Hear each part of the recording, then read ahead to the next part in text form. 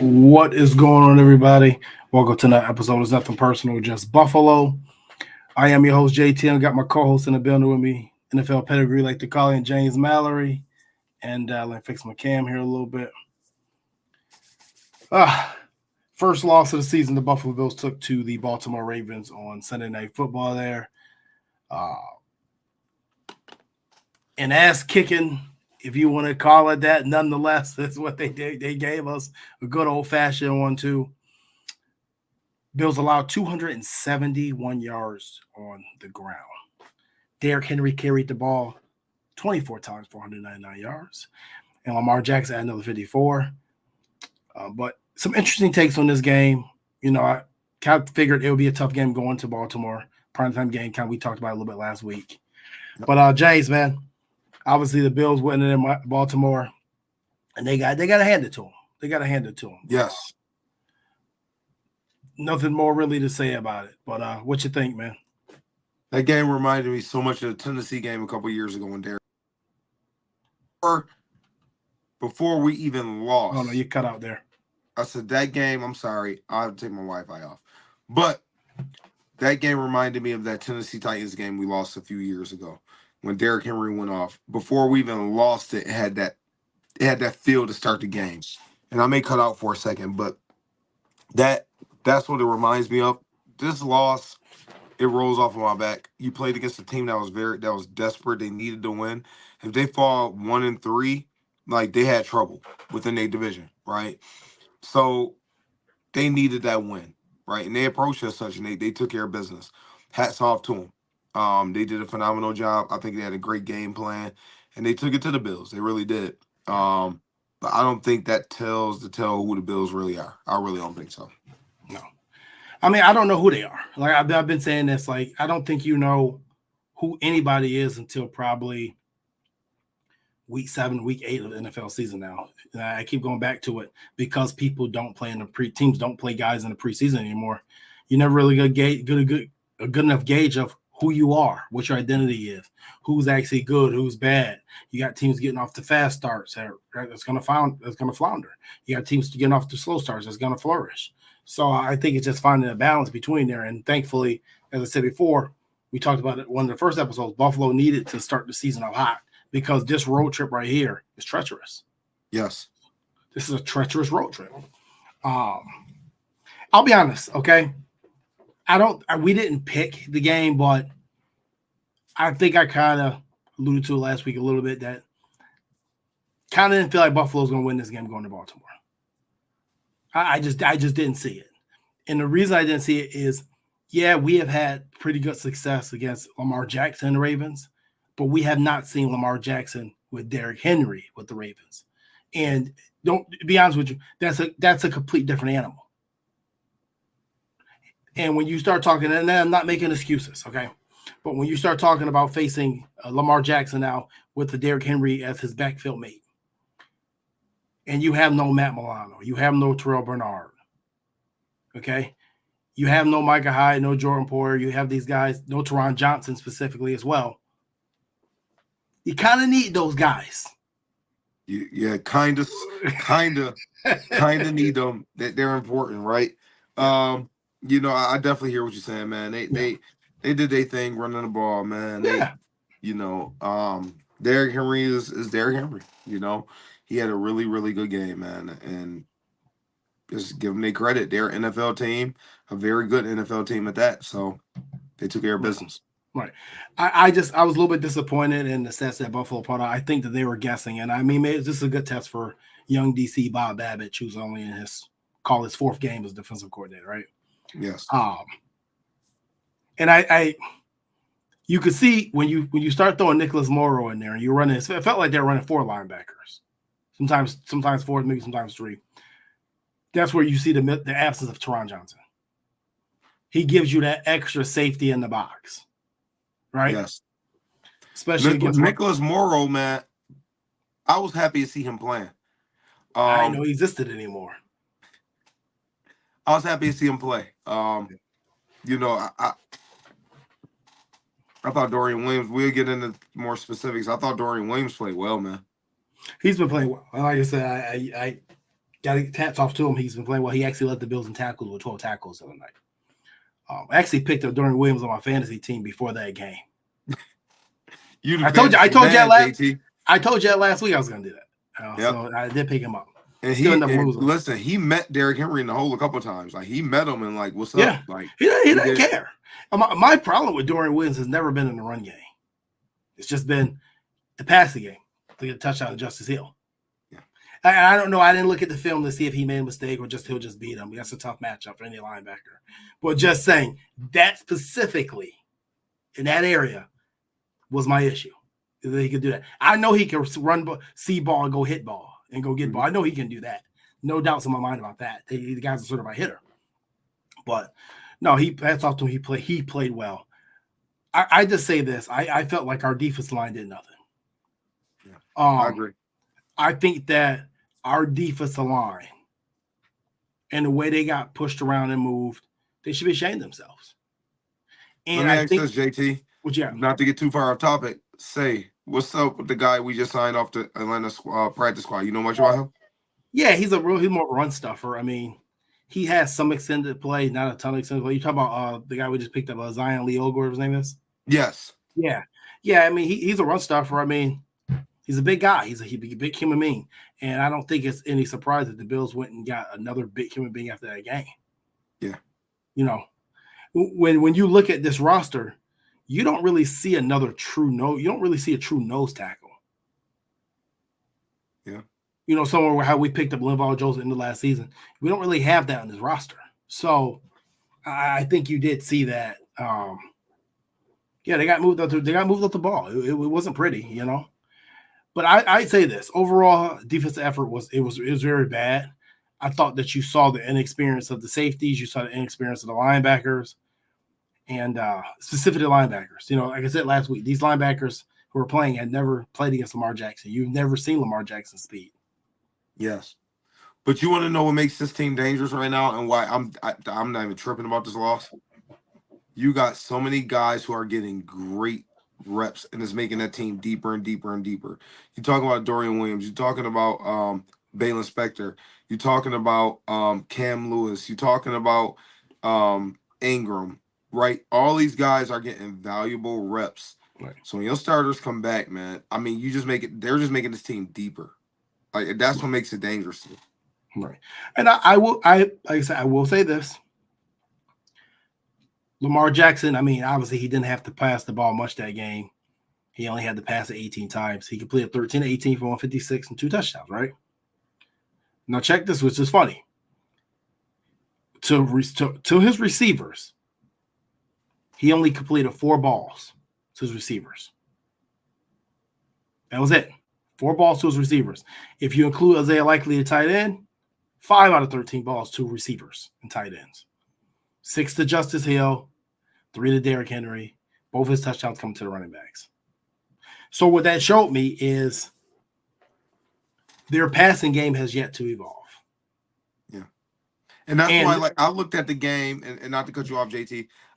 That's why I'm saying it rolled off my back because the way I'm looking at this game, it just had a weird feel from the jump. Like you said, it's not like Zay Flowers went crazy on us. Bateman, that didn't happen, right? And it's like, it's just so many different things that happen where I'm just like, okay, you know what I mean? Like I said, I didn't have a good feeling about this game in general. You go into Baltimore, it's primetime football. You know, they got the black uniforms out, it's blackout. It's a crazy experience. Like I said, if you guys ever been to a night game, it's a crazy experience. Okay. It's probably the closest thing in the NFL you're going to get to a college field. They were juiced. And the Bills are 3-0. Okay. The Ravens wanted to make a statement, like you said, their backs against the wall. You don't want to go 1-3. So that brings me to my next question, right? Obviously, the Bills are 3-0. We had a lot of people talking about what we're doing, how everything is going. The question is, do you feel that the Ravens are the team to beat in AFC right now? No, not at all. You still got to go Kansas City. I think it's disrespectful to go anybody else but KC, right? I feel good about this Bills team as I ever felt about the team. But I would have to say KC, definitely not Baltimore. Definitely not. Yeah. I'd say this, okay? if you could run the football like that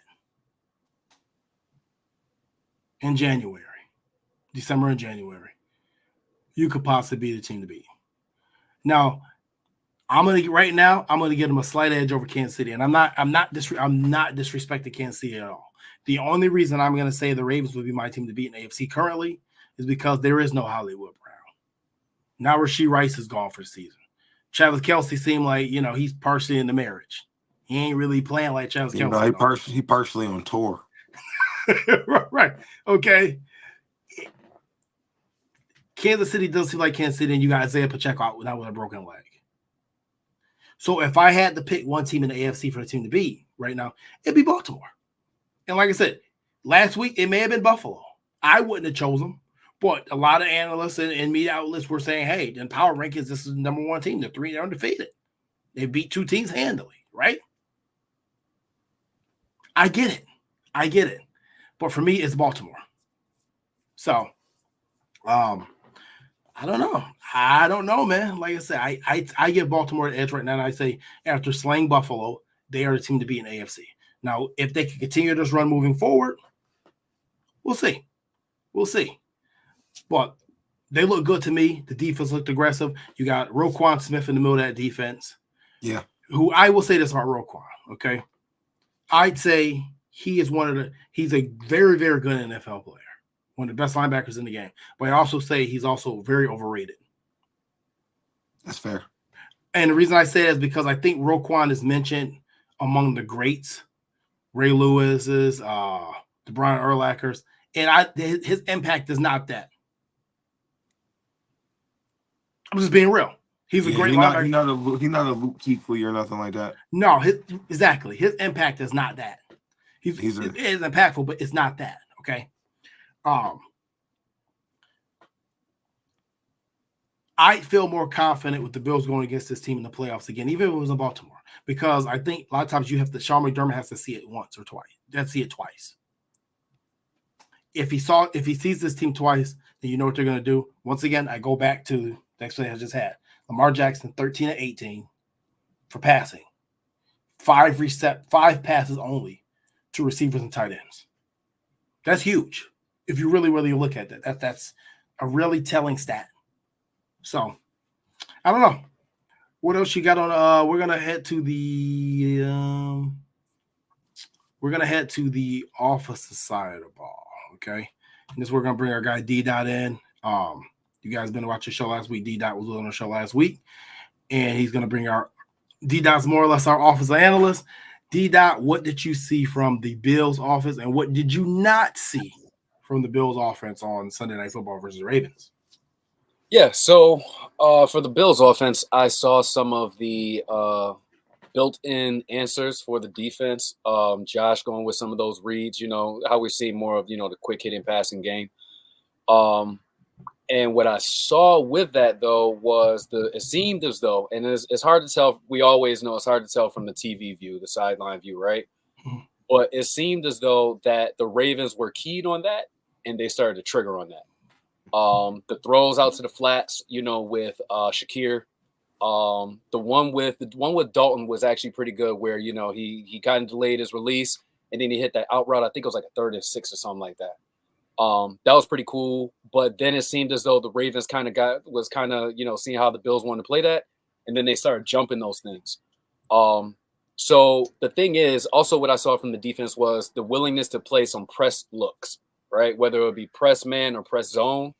It seems as though they were crowding that line of scrimmage, for the receivers, try to give them something to, look at, possibly delay their release a little bit, cause a little bit of a hesitation.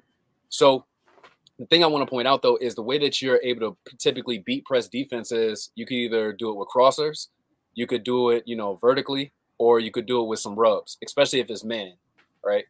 The Bills tried I don't know about the rubs, but I know that they tried the crossers. That one crossing play to Khalil Shakir got jumped. And then basically the Ravens, it seems as though the Ravens were basically daring the Bills to go over top. They wouldn't dare try that, of course, last year, because, one trick Gabe, we already know what time it was with him, getting vertical. But it seems as though it was like the polar opposite here. with the Ravens. So then of course they brought the pressure looks. Typically to beat pressures, you throw either into where they're blitzing, and a lot of times it seemed as though Josh and whoever the center wasn't keyed on where the pressure was coming from, and it seems though the protection was being slid away from that pressure because there was a lot of backside pressure with Josh. So honestly, it really seemed as though the Ravens had a very good grasp on what how the Bills have been attacking teams, and they came up with, all in all, a good strategy. And then by the time the Bills actually started going downfield, i.e. with Keon Coleman with the back shoulders, honestly, it was too late. It was like down 3 touchdowns. Right. I'd say this, and I want to talk about your point where you just mentioned about the backside protection, slider protection. So if you guys rewind about, I don't know, even go back to last year, one of the knocks on Josh was when it came to sliding protection, he wouldn't. It was, don't worry, I could beat that blitzer on my legs, let him come. Just get out and get open. Now, don't ask me why I know it, but I know that. All right? It seemed to me that some of those bad habits kind of came back when they got down in this football game. And I'm looking, and I was saying something you're saying. You see the pressure's coming. The Ravens weren't hiding it. They weren't disguising it. They were letting you know they were coming. Now, he was putting the running back, I believe, between the guard and the center at times to pick up that pressure. But reality, that's not where the pressure was coming from. It was coming from the outside. But Josh has always felt that he has the ability to beat that outside rusher, blitzer, with his talent. And a team like Baltimore, you got to be a little bit careful with that, right? I'll say this. Any team in the AFC North, you got to be a little bit careful with trying to beat that blitzer from the outside. Most of those guys have guys coming that are they're really good at what they do. James, What did you see from the running game standpoint, at least? I think you ran into a team who they out-schemed you. Yep. I mean, period. It happens, right? You coach in the NFL. You're not going to come in every week and just out-coach people. I just feel they were out-schemed, right?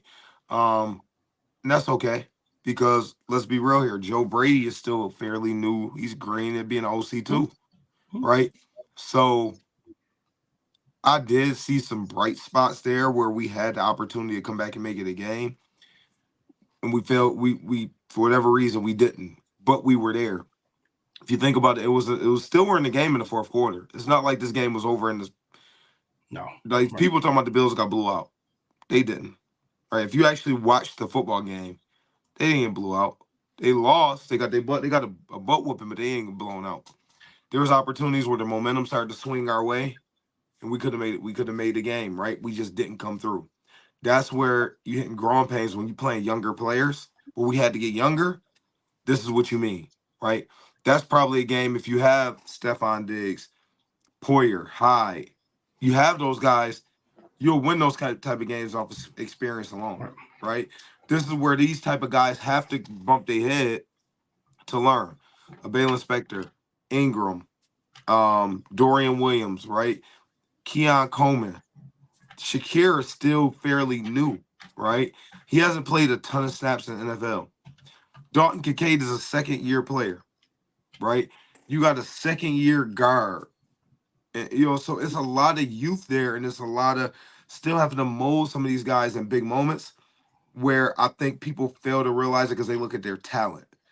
When in actuality, their experience in certain situations, it's just not there. I think this is a learning experience for these guys, and I think we're a better team because of it. I really do. Like, I just think, you could tell we got off script from the game plan.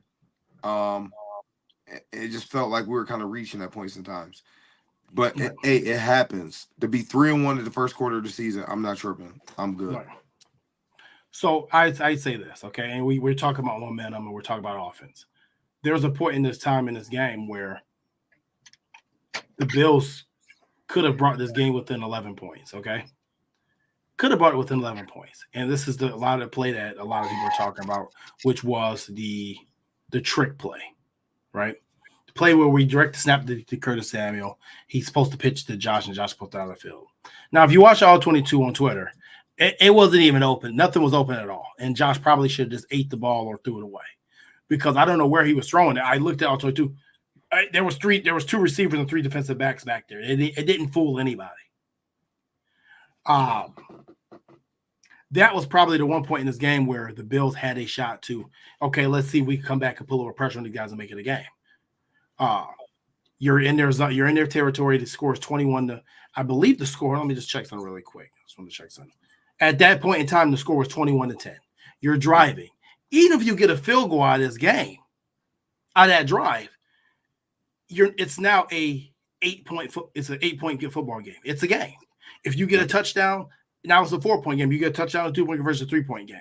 Okay, it's a total different. Now you're putting pressure on the team who has allowed 2 comebacks this season. One that resulted in a very bad loss to the Raiders at home, and one that almost resulted in a loss last week to the Dallas Cowboys. So they had their time, but I got to talk to you, D, about the play call. Obviously, Sean McDermott said probably wasn't the right call in that place, and Joe Brady, and he said he didn't think it was a proper call at the right time, and Joe Brady probably wished he had it back, and Joe Brady said it probably wasn't. Did you think it was bad timing or overly aggressive? What you think about the play call at that particular time period? Man, I think it was very poor timing. And the thing I look at it is this: is also how do you set this up, right? There was never a point in time where they had that Wildcat look or Wild Buffalo look, whatever you want to call it, where they had Samuel at the quarterback, the traditional quarterback position.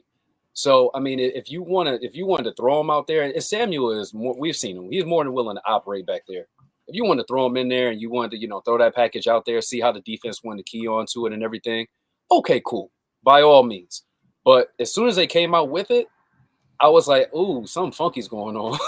Like you can even tell, sitting there, and of course we're operating from the comfort of our own homes. I get it, but I mean, you got Josh split out, and you've got Samuel there at quarterback. You know what I mean? And the Bills are trying to get some chunk plays. They're trying to gain on the momentum. It drew a red flag even for me. So I think that was just a poorly timed play. I'm not against you. You trying a trick play here and there. But you got to be able to see how these guys are keying on things, and at least throw that formation out there. In my opinion, throw it out there earlier in the game and see how they're going to scheme for it. Right, Mallory, what you got? Hold on, I'm coming in and put your screen up. I don't mind it, and the reason why I don't mind it is trick plays are like this. If they don't work, everybody's going to dog you, and if they do work, you a genius. So I mean, I don't mind trying it, right? I mean, I don't like the result. Don't get me wrong, but I don't mind trying it. I'm just happy about I'm just happy Josh didn't get hurt on that, because that could have been a real bad situation where he could have threw his shoulder out. That could have been ugly, like ugly. Like, yeah. So I'm just happy it worked out that way. I do feel a certain type of way. I'm not for soft football, but I just know if we did that to Patrick Mahomes, hit when the ball was obviously gone on the quarterback, that would have been a penalty, right? I do got a problem with that. Yeah. I definitely got a problem with that. But other than that, I'm okay with it. I don't like the result, but I don't mind the play call. Yeah. Okay, I think I told you, and I didn't like it at all. I just felt like there's times for them, and there's time for them, and I feel like the times for trick plays are normally very early in games, catch them off guard, try to get a quick score. You know what I mean? Or maybe late in games when you're just down a lot.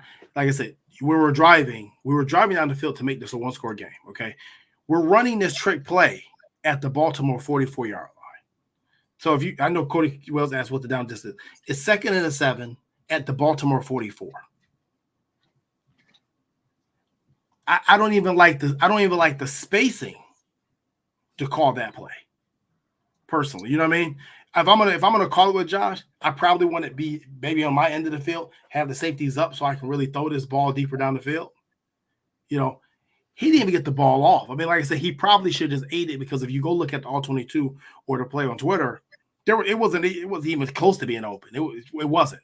The way he winded up, I'm assuming he's throwing it away. But I don't think. Listen, I don't think so.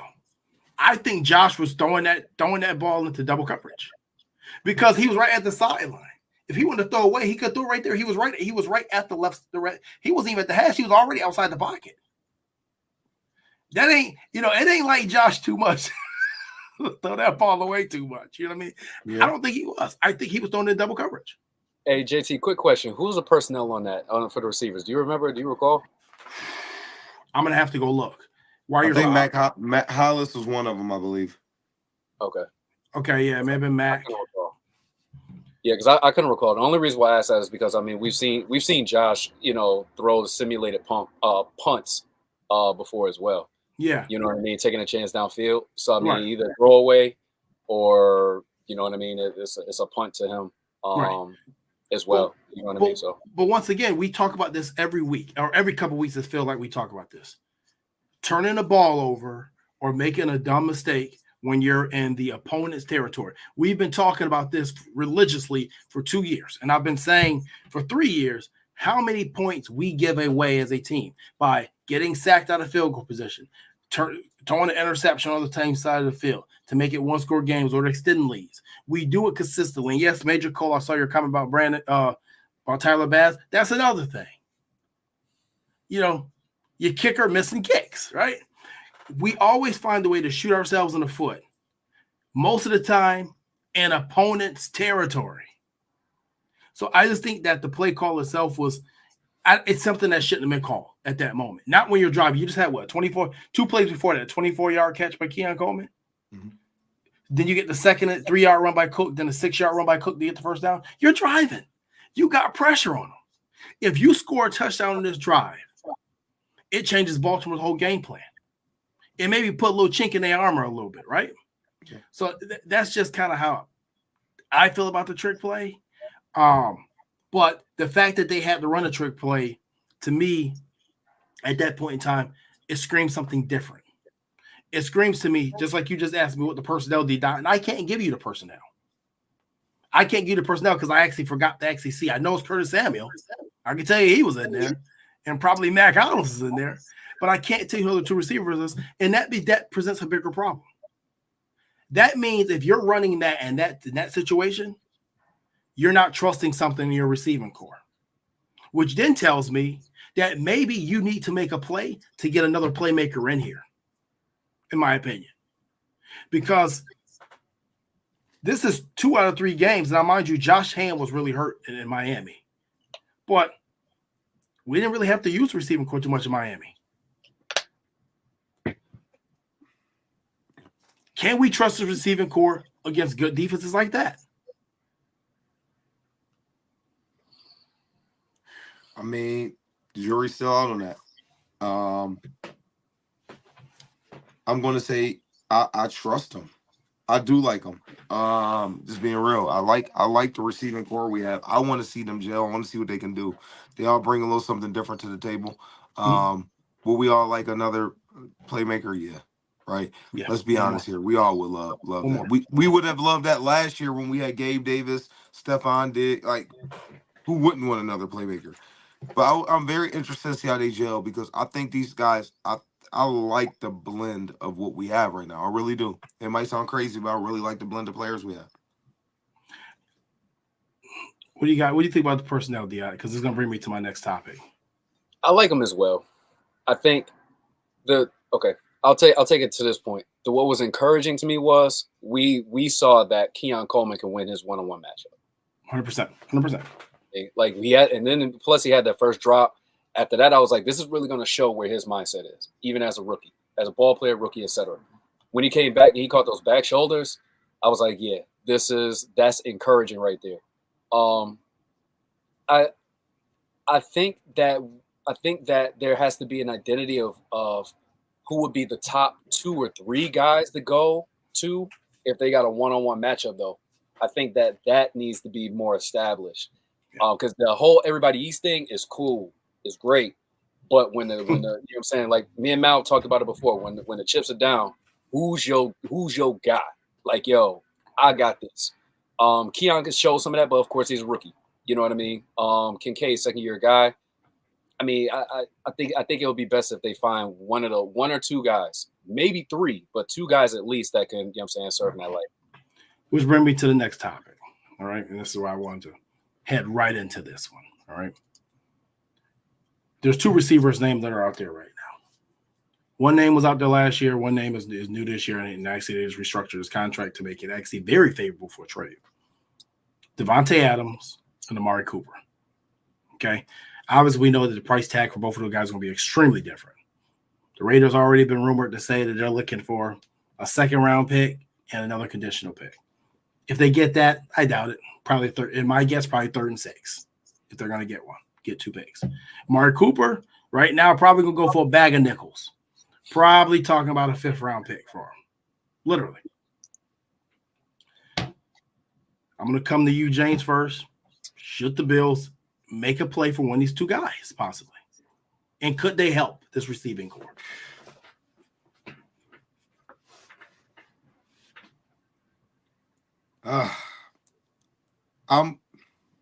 So this is what I'm starting to think here. Our wide receiver coach. Was he or was he not? I believe he is in Cleveland with Amari Cooper. If you can look that up, JT, I think he was. I will look this up. I believe he was there in Cleveland with him. I'm looking at chemistry right now. I'm loving this Bills chemistry. I'm loving the team chemistry in general. Right. If there's going to be somebody that's going to demand, I need X amount. Not saying either of them are like that. Is this anybody that kind of ruffles the feathers or, I should be getting I say stay away. I don't think it's worth it for the chemistry these guys have, the unselfishness. If there's any of these guys that fit that mold, go get them. Right. To me, I think Adams is I look at the cap situation. That's tough. Cooper would actually be like, he probably would come here and do work, like major work, to be honest with you, right?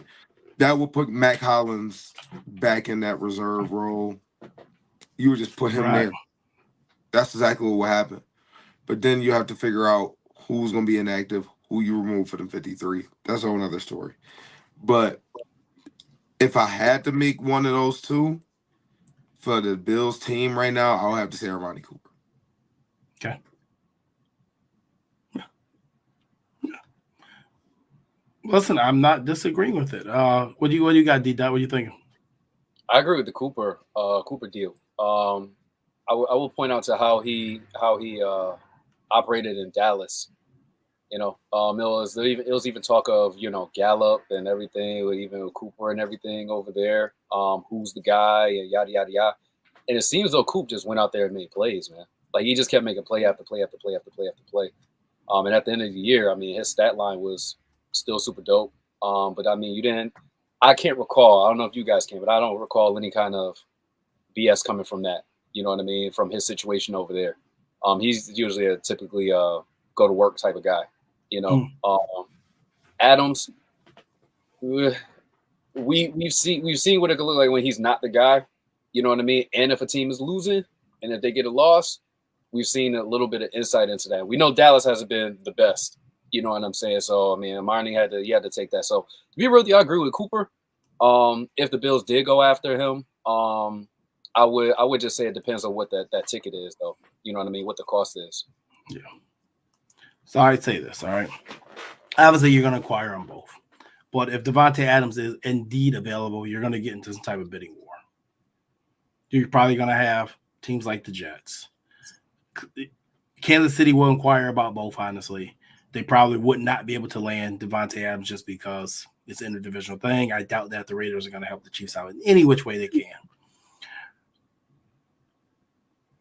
Amari Cooper, to me, is an easier fit. Okay? The reason I say that because the compensation is lower, it's less negotiation there. His contract is pretty much over up this year, so if you want to use it as a one-year rental, you can. The reason I say you absolutely 100% have to try to make this move is I don't know if we can depend on Curtis Samuel yet. As a receiver, as a weapon, yes. As a receiver, I'm completely unsure. And I He don't was know signed to be a weapon too. That's what we got to remember. He was signed to be a weapon. Right. But we need, at this point in time, we kind of need him to be a receiver. Especially if Shakir is going to be a little bit limped a little bit with that ankle. Okay. We got to talk about that. So my thing would be this. I saw a 4 wide receiver set the other night.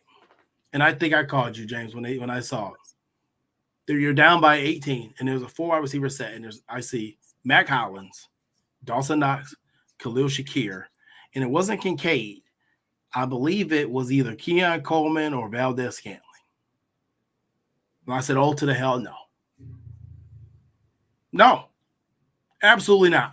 No. No.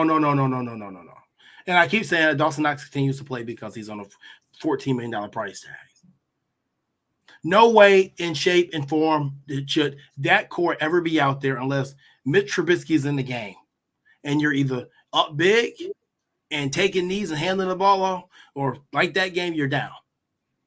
No, absolutely not. That from that moment on, I said, we need another guy. It just so happened these 2 guys are available. Amari Cooper is the easier fit. So I'd 100% say you need to go get him if you can. Because if you don't, you know who is going to get him. That guy Big Red out there in Kansas City, who's won back-to-back Super Bowls. If you can steal Amari Cooper from away from the Chiefs, they're probably not going to be able to get Davante Adams. I already said that. You make the move and you do it. And the reason I say that is because when you think about teams that you may have to play, and I'm not going to guarantee playoffs for this team, but if we had to play, we've got the Houston Texans coming up next week. If we had Amari Cooper on this roster, their best cornerback undoubtedly is Dexter Stingley Jr. Yes. Who would he be covering? Amari Cooper. If you play the Kansas City Chiefs, who would Trent McDuffie be covering? Probably Amari Cooper. When you just played the Baltimore Ravens, they didn't match coverage as much, but a lot of times you did see Marlon Humphrey on who? Khalil Shakir. Yeah. You roll the coverage differently if you get another guy in there. And I know a lot of people like to disrespect Amari Cooper. Like excuse my language, like he ain't shit. You're completely wrong about that. He can ball. He can ball. Yes, does he have moments of disappearing acts? Yeah, he has. He's had lapses through his career like that. But hell, we've seen Stephon Diggs do it the last 3 years in the playoffs, haven't we? Absolutely. So, but guess what? Having Stephon Diggs on the field helped other guys out more, did it not? Yeah. You had the roll coverage to him. Now, if a defensive coordinator wants to disrespect Amari Cooper and roll out with no coverage and put a number 2 cornerback on 1-on-1, good luck. I'll make sure I put him in fantasy that week. And I'll win easily. I'll put parlays and everything else. I'm going to bet big on it. That's the difference right now. Why I say you have to get somebody else in. Does it have to be a long-term thing like a Davante Adams where you're going to have to worry about what the contract is going forward? Not necessarily, because I think Keon Coleman will be ready to go by next year. I think we're already seeing that. He's already partially there. And where he's at right now going into week 5, he's going to be a lot further in week 16. They're going to draft somebody in top 3 rounds too. Yeah, they might. They're drafting another receiver high. They probably will. Wouldn't doubt it, because I think you want to keep Shakir in the slot. Okay? Keon Coleman's already done more work in the first 3 weeks than Agent Zero Gabe Davis. 0 catches, 0 yards, 0 touchdowns. Did in most weeks last year. And all he did was go up and catch a back shoulder fade. And he's done more than Gabe Davis did in most games. So just saying. For me, it's undoubtedly yes. And the pick for me would be Amari Cooper, just because I think it's an easier deal to get done. Hold on. What do you do? Got anything else on that, D-Dot? No, man. I mean, I think it's consensus. I like it. I mean, I like it. Like I said, if the price of admission to the Coop Show is cool and is within the budget, so to speak, I like it, man. Like his temperament. I think he'll come in and he'll fit the culture of the team. Just from what I've seen, though. Of course, I haven't been in the locker room with him, but I think they did something with his contract there. I think his contract's only like $2 million coming in or something like that now. Wait, who's that? Amari Cooper. Oh, They restructured No. his deal or something. They made it like extremely tradable or something like that. yeah. Isn't it like it's less than $1 million if you trade him? Like now, Yeah. the new team would take on like 900,000 or something like Yeah. crazy. Yeah. Worth the flyer, right? Yeah, I wouldn't be mad at all. Just think about it. He's cheaper right now than what you trade you signed Percy Harvin to a couple of years back. Literally. I remember how excited I was about Percy Harvin, though. Yeah. Man. No, not the first contract, the second contract. The one he that played second like 5 go-round. snaps on. Okay. When he came though, he was balling. Yeah, for real. he got us at the second one. He Odo Beckham was on the second contract. He got us. But no, man. D-Dot, you got anything else to add about the offense, man? No, I just think, to be honest with you, I think with this being the second year of this is going to be the full year of Brady as the OC. Yeah. There are going to be some bumps. There's going to be some bruises. To be real with you, there's going to be some times where he's going to have to feel his way through how they need to pivot and adjust to how a team is playing them. And I think we saw some of that. But we saw some of it like middle second quarter, right before the half. So I mean, it was maybe a little too late, but man, like James mentioned, man, that team schemed for the Bills very well. They did their homework. They did very well with what they wanted to take away and exploit. And man, on that day, they were the better team. So this is what it is. But I'm encouraged by how this thing is looking and what guys did show us, and they didn't just check out. I'll say that. And before we head out, what do you need to see from the Bills offense this week heading into Houston? What would you like to see going against this Houston Texans team? Oh man, I like to see them just get physical with these guys and then just impose their will. That's it. Forget the cutesy stuff. I know that was kind of like a throw against the dartboard. But I would just like to just see these guys just hammer away at these guys, soften that defense up, draw them up a bit. Then also some verticality too. Now that we've seen what these guys can, what Keon Coleman can do, let's see what maybe MVS. You know what I mean? They keep talking about him being that vertical guy. Man, let's let the horses run. That's what their job is. Let's get over top a little bit and man, soften this defense up and then impose our will on the defense, basically. Well, no, it's fine, but man, I appreciate you coming in tonight as always, and we'll catch you next week. Hopefully, it's on better terms this week. Hey, man, always a pleasure talking football with you guys, man. I appreciate the invite, man, and I'm willing to get on here whenever you guys are having me. I appreciate it, D-Dot. Catch you later, bro. All right, bro. All right, y'all. All right, B. All right, let's get this cam back right. All right, so Bills are heading to Houston this week, man. Obviously, it's going to be a lot of chatter. We're going to hear the name Stephon Diggs 1,000,001 times. We're going to have to hear it 1,000,001 times. So you're going to hear it 1,000,002 times. I think this is a date that both teams had circled on this calendar.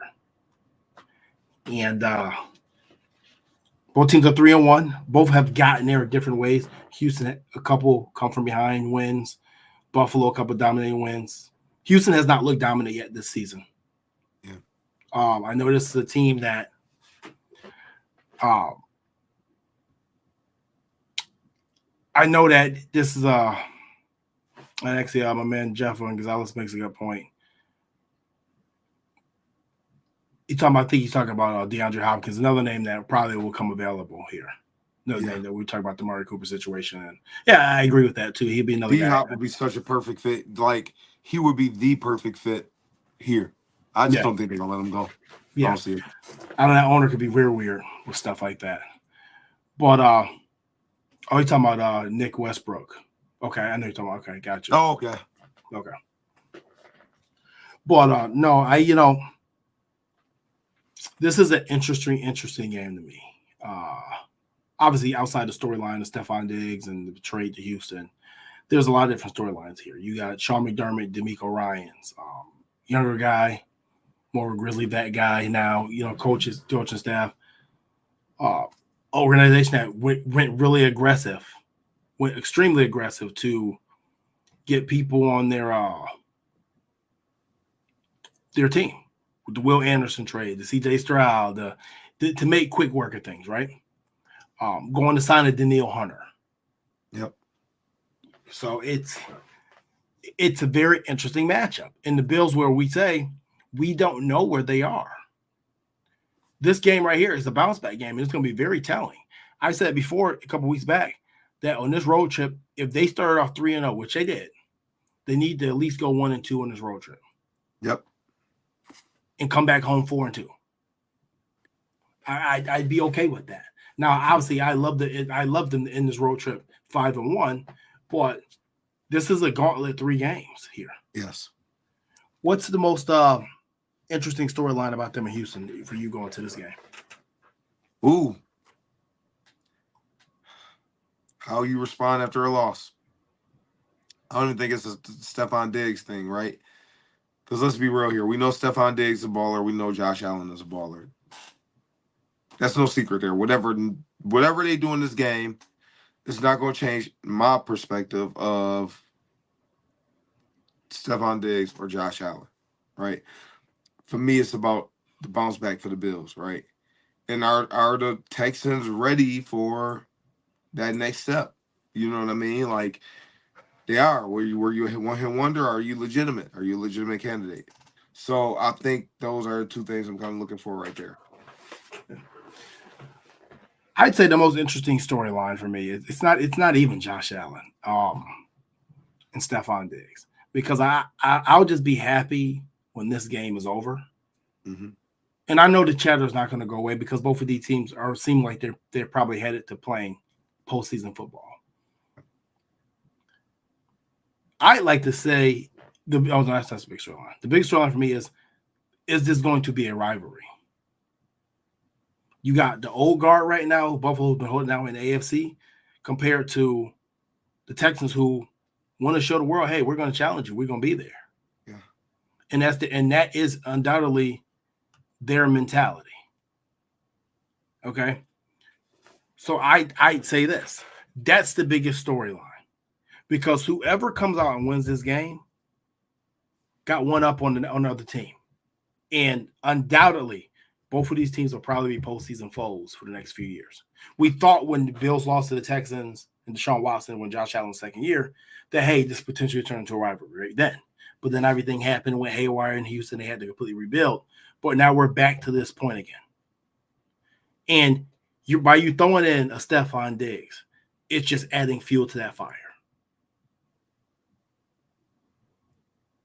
Right now, you're looking at 4 teams in the AFC. Okay, with the Bengals being on the outskirts, that I say are legitimate.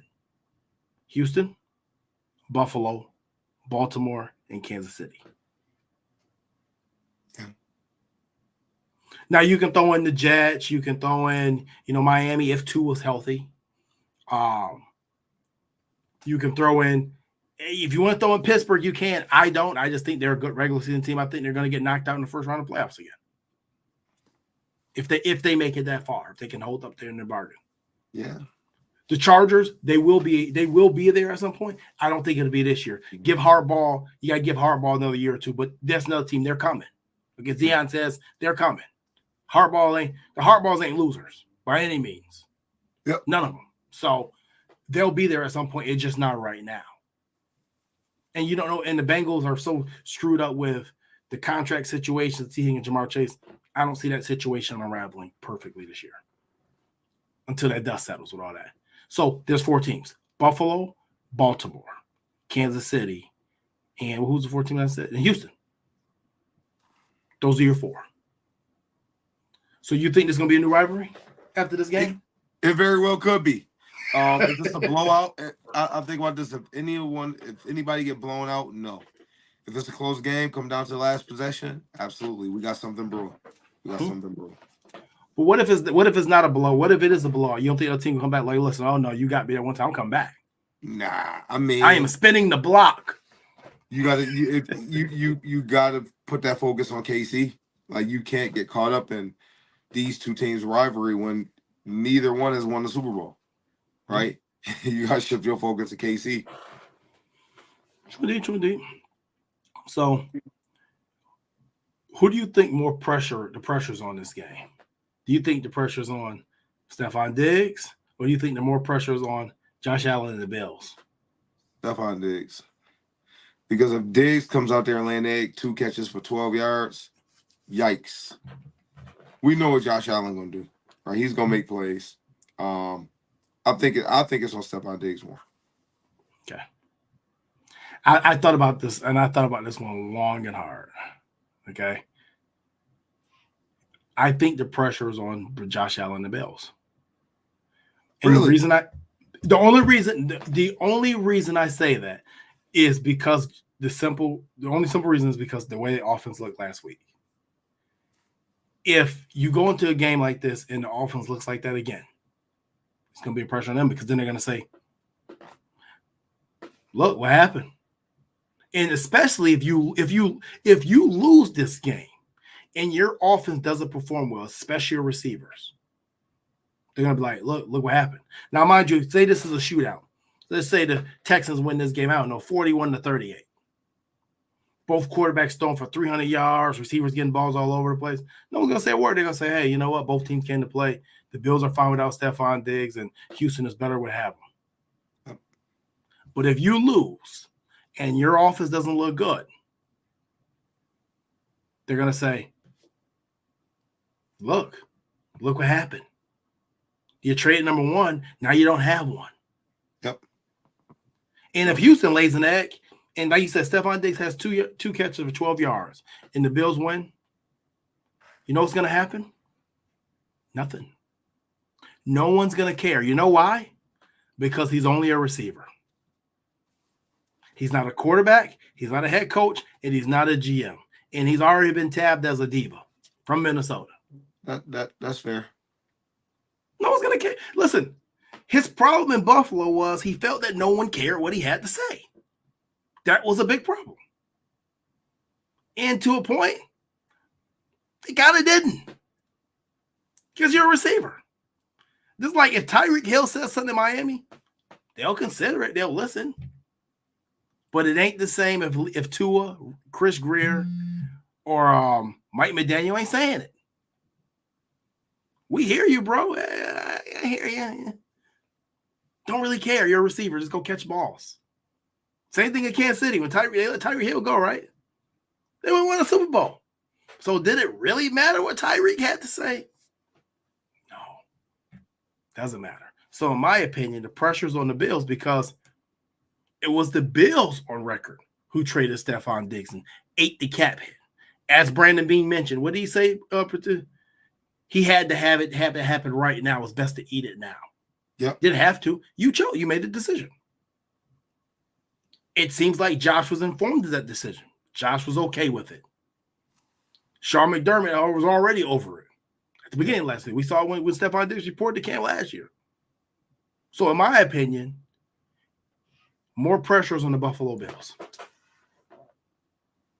and Josh Allen. That's fair. That's fair.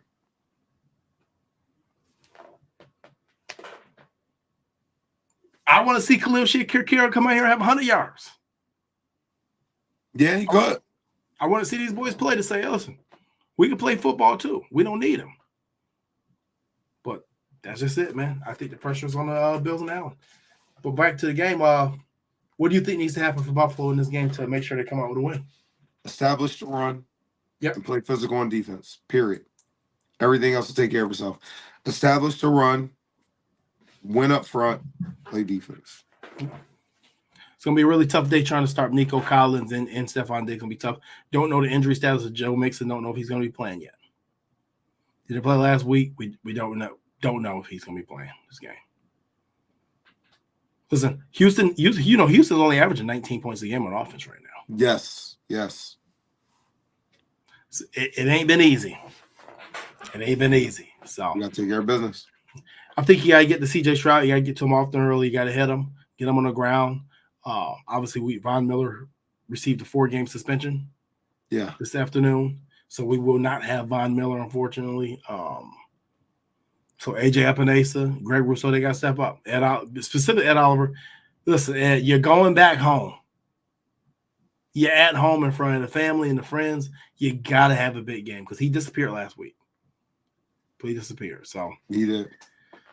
you want to give a score prediction? Yes. 28-24 Bills. Okay. Boom. I'm gonna What go you got? 28. I'm gonna go 27-24 Houston. Okay. I think the Bills' offense is gonna play a lot better than they did last week.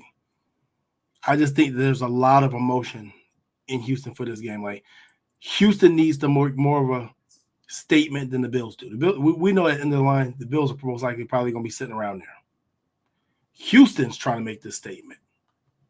And I would probably say this is probably Houston's biggest game of the season so far. Yes, absolutely. CJ Stroud and them haven't seen the Bills. They've seen the Ravens. They've seen KC.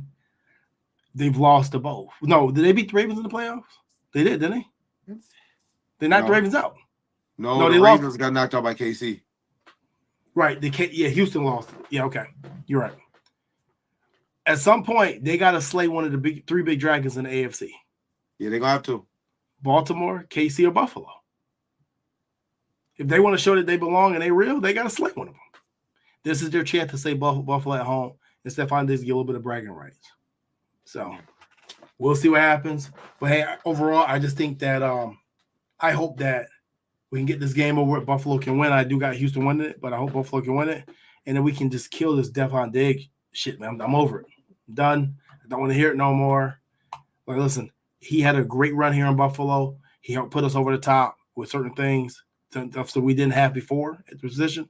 And he did what he had to do. So let's just go ahead, get this dub, hopefully, and lead a Stephon Diggs shit in the past, man. We move on from it. True. But, we had a couple questions. I'm thinking to try to get to them real quick. My man Ray Cruz says, I feel that the Bills will struggle, defense will struggle against more physical and bigger type defenses. No. I think he meant offenses. I'd say yes. I kind of agree with him there. Until we get our guys back. Until we know what the hell we got in that safety room. Yep. That's my concerns. So, but yeah, that was the only question of the night, man. James, you got any final thoughts before we get out of here? I do not, man. Everybody, Bills fans, don't panic. The Bills gonna be fine. Yeah. All they got to do is take care of business. Stay true to who they are. They'll be fine. I like this team. Yeah. That's the end of the day, man. It's a long race, not a short dash. I do think that they really need to start looking at adding a piece of that offense. But a win in Houston would be huge. Yes. A win in Houston will be huge. Like I said, if they can get this win and go 4-1 and go to play the Jets, who aren't looking too hot and just lost to Denver, you have a chance to go 5-1 there. That's a huge start to the first 6 games of the season. And you didn't even hit your bye week yet. So on that, as always, everybody, thank you for tuning in. We appreciate your comments, your input. Much, man. Go Bills. We'll catch you next week. Peace. Go Bills.